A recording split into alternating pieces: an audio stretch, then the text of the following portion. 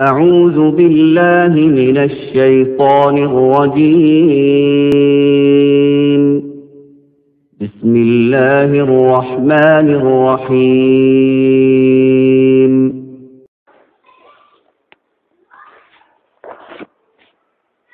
بسم الله الرحمن الرحيم. نحمده ونصلي على رسوله الكريم، أما بعد. قال الله تبارك وتعالى: أعوذ بالله من الشيطان الرجيم. بسم الله الرحمن الرحيم. لقد كان لكم في رسول الله أسوة حسنة. صدق الله العظيم. محترم بھائیوں، بزرگوں، دوستو، جیسا کہ میں نے پچھلے جمعہ کو وعدہ کیا تھا کہ اس جمعہ کو اللہ کے پیارے حبیب صلی اللہ علیہ وسلم کے شمائل اور خصائل بیان ہوں گے.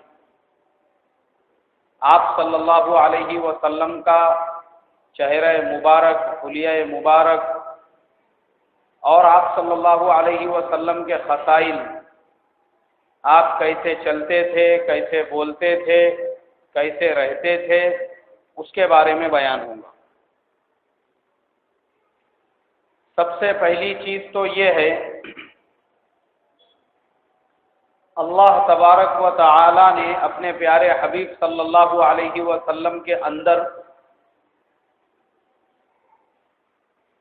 تمام انبیاء علیہم السلام میں جو خصوصیات تھی،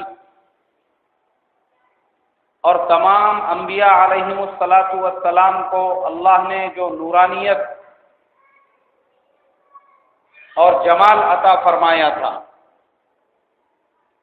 اور تمام انبیاء علیہم السلام کو جو معجزات عطا فرمائے تھے، وہ سارے کے سارے آپ صلی اللہ علیہ وسلم میں موجود تھے.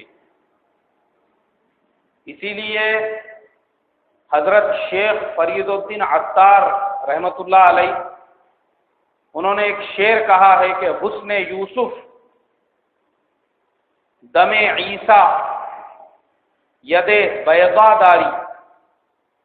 حسن یوسف دم عیسیٰ ید بیضا داری، آنچ خوبا ہما دند تو تنہا داری.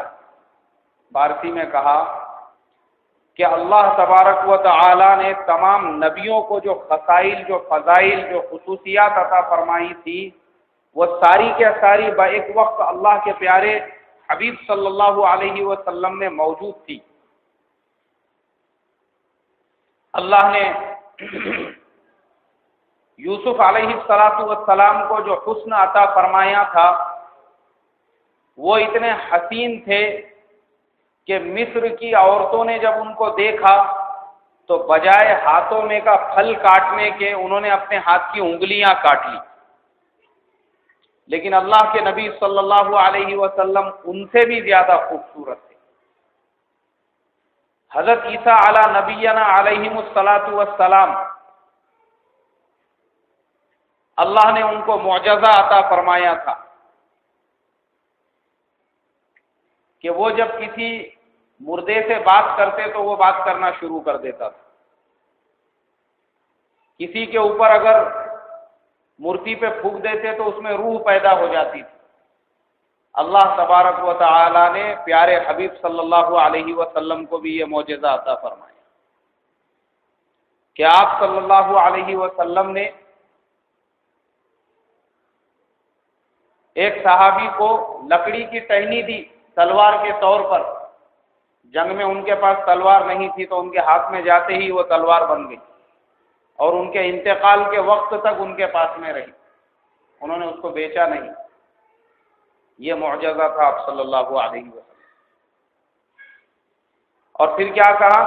ید بیضا داری، یعنی حضرت موسیٰ علیہ السلام کو جو معجزہ ملا تھا کہ وہ اپنے ہاتھ کو جب نکالتے تھے تو وہ سورج اس سے زیادہ روشن ہو جاتا تھا. اللہ کے پیارے نبی صلی اللہ علیہ وسلم نے چاند کے 2 ٹکڑے کر دیے اپنے انگلی کے ایک اشارے سے. اسی لیے شاعر نے کہا ہے کہ انگلی سے اشارہ چاند کی جانب سارے انسان کرتے ہیں۔ ہمارے استاد کے استاد تھے قاری صدیق صاحب بانوی رحمۃ اللہ علیہ، اور میرے پیر بھی تھے، میرے شیخ بھی تھے، میں بیعت تھا ان کے ہاتھ پر۔ ان کی یہ نعت لکھی ہوئی ہے۔ کیا لکھا ہوا ہے انہوں نے؟ ذکر خدا میں ہر دم رہنا سب کے بس کی بات نہیں، خواہش نفس سے بچتے رہنا سب کے بس کی بات نہیں۔ پھر آگے کہا انگلی سے اشارہ چاند کی جانب سارے انسان کرتے ہیں،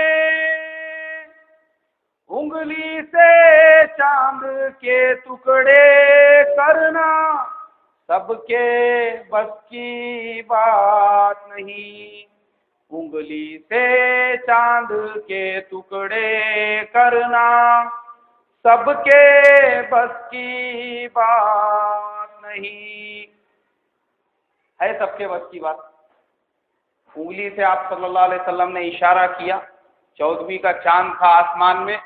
مشرکین مکہ نے یہ کہا کہ اے محمد صلی اللہ علیہ وسلم اگر اس چاند کے 2 ٹکڑے کرو گے تو ہم ایمان قبول کر لیں گے۔ آپ نے اشارہ کیا تو آدھا چاند مشرق میں اور آدھا مغرب میں چلا گیا۔ تو یہی کہا انہوں نے شاعر نے کہ حسن یوسف دم عیسیٰ ید بیضا داری، آنچ خوبا ہما دند تو تنہا داری۔ تمام صفات داؤد علیہ السلام سے زیادہ سریلی آپ کی آواز تھی کہ حضرت اللہ کے نبی جب مکہ مکرمہ میں تھے تو مکے میں جو بھی نیا آدمی آتا مشرکین مکہ کہتے کہ دیکھو ان کی آواز سننا مت، کانوں میں کپاس ڈال کے رکھو، اگر تم ان کی آواز سنو گے تو تم ان کے جادو میں آ جاؤ گے۔